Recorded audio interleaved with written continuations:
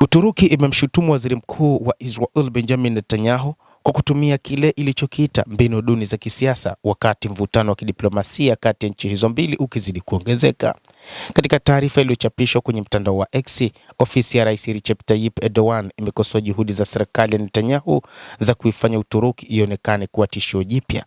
Ankara haikufafanua moja kwa moja matamshi ya Netanyahu yaliyosababisha shutuma hizo, na hata hivyo kauli hiyo imekuja wakati uhusiano kati ya Uturuki na Israel ukizidi kuzorota kutokana na vita vya ukanda wa Gaza na masuala ya kiusalama katika eneo hilo. Uturuki imekuwa mmoja wa wakosoaji wakubwa wa operesheni za kijeshi za Israel katika ukanda wa Gaza, Erdogan akimtuhumu mara kadhaa Netanyahu kwa kufanya mauaji ya kimbari, madai ambayo Israel inayakanusha. Mvutano unaozidi kuongezeka ni baada ya Uturuki kuanzisha mchakato wa kutaka Netanyahu atafutwe kimataifa kupitia Interpol kutokana na operesheni za Israel dhidi ya msafara wa misaada uliokuwa ukielekea Gaza. Waziri wa sheria wa Uturuki Akin Gelek amesema wizara yake imeiomba wizara ya mambo ya ndani kuanzisha mchakato wa kutolewa kwa red notes dhidi ya Netanyahu na Mwisraeli mwingine anayeitwa Afek Moskovich. Hatua hiyo inatokana na kuzuiwa kwa msafara wa Global Sumud Flotilla katika bahari ya Mediterania mnamo mwezi Mei. Takribani wanaharakati 430 waliokuwa katika meli karibu 50 walikamatwa na Israel kabla ya kufukuzwa nchini humo.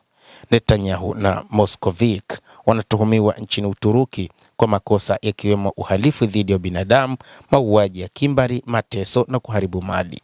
Mzozo huo unaonyesha kuongezeka kwa uhasama kati ya nchi hizo mbili, huku Ankara ikishutumu Israel kwa kujaribu kuhamisha mjadala kutoka vita vya ukanda wa Gaza na kuifanya Uturuki kuwa adui mpya.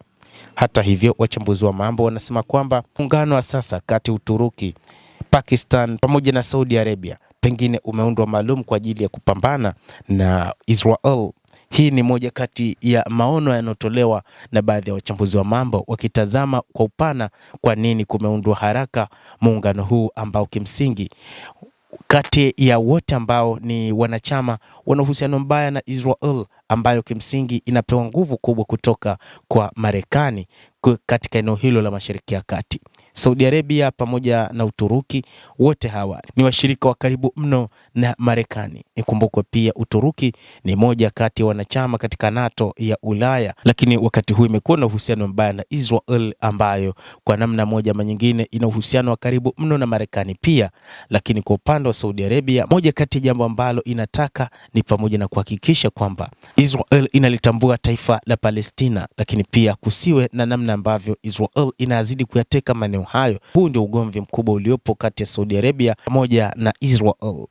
Mtazamaji, endelea kutufuatilia na usisahau kulike, usisahau kucomment, kadhalika usisahau kusubscribe channel yetu hii upate habari hizi kwa mapana kupitia The World News. Naitwa Dam Hussein, endelea kuwa nasi wakati wote, endelea kutufuatilia.